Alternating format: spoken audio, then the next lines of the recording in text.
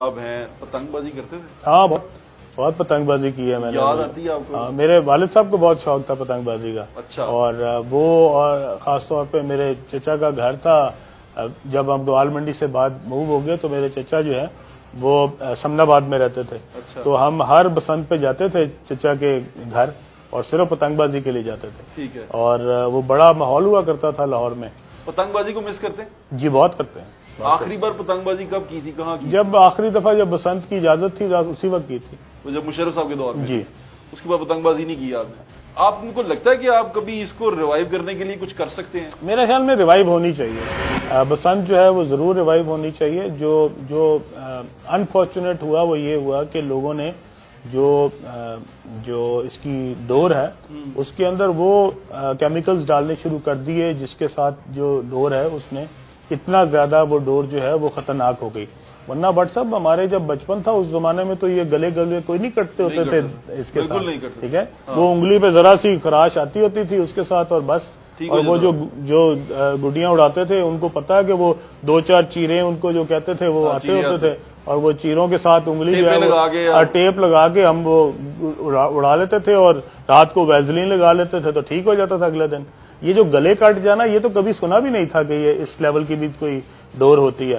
تو یہ اس کے اوپر پوری میرا خیال میں ایک گورنمنٹ کو اس کے اوپر میکنزم بنانا چاہیے. اس کو انشور کرنا چاہیے. پچھلے دنوں کافی شور اٹھ گیا تھا پچھلے سے پچھلے سال کہ بھئی پتنگ بازی اب میرے خیال سے کھل جائے گی اور چیزیں ٹھیک ہو جائیں گی، اور آپ بھی میرے خیال سے سوچ رہے تھے کہ اس کو کسی طرح کیا جائے. آپ نے کچھ پلان بنایا تھا اس بارے میں کہ لوگ مجھ سے بڑا دیکھیں سب سے پہلے یہ ہونا چاہیے کہ آپ کو اس کے ایس او پیز بننے چاہیے کہ یہ پتنگ بازی کیسے ہوگی.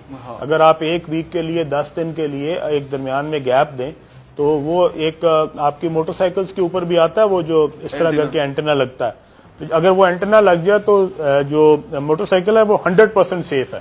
اسی طرح اگر اسکوٹر بھی ہے تو اس کے اوپر بھی اینٹینا لگ جائے. آپ کو یاد ہوگا پرانے زمانے میں جو وہ لگا لیتے تھے تاکہ یہ کہ اس کے اوپر کوئی بھی ڈور جو ہے وہ اڑے بھی نہ.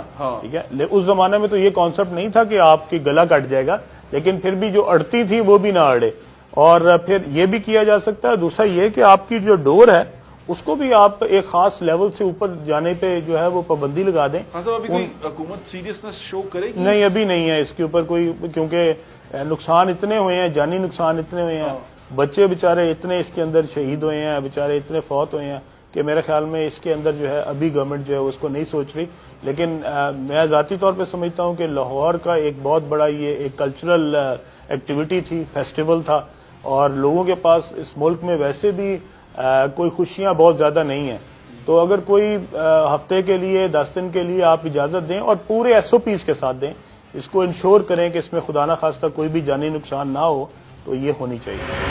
سر آپ کے حلقے کے لوگ آپ کو سن رہے ہیں اور بہت سارے ایسے لوگ ہیں جن سے شاید آپ ملے بھی ہیں، بہت ساروں سے جو نہیں مل سکے، ان کو عید کا کوئی پیغام دینا چاہتے ہیں آپ؟ بٹ صاحب عید کا پیغام تو سارے پاکستانیوں کے لیے کہ جہاں آپ اپنے اچھے وقت میں اپنے دوستوں کو ملیں، رشتہ داروں کو ملیں، اپنے عزیز و اقارب کو ملیں. وہاں پہ کچھ ایسے لوگ جو کہ عید اس طرح نہیں بنا سکتے جس طرح آپ منا رہے ہیں، اور اس طرح کی قربانی نہیں کر سکے، اس طرح نئے کپڑے نہیں لے سکے اپنے بچوں کے لیے، بس ان کا بھی ساتھ خیال رکھیں.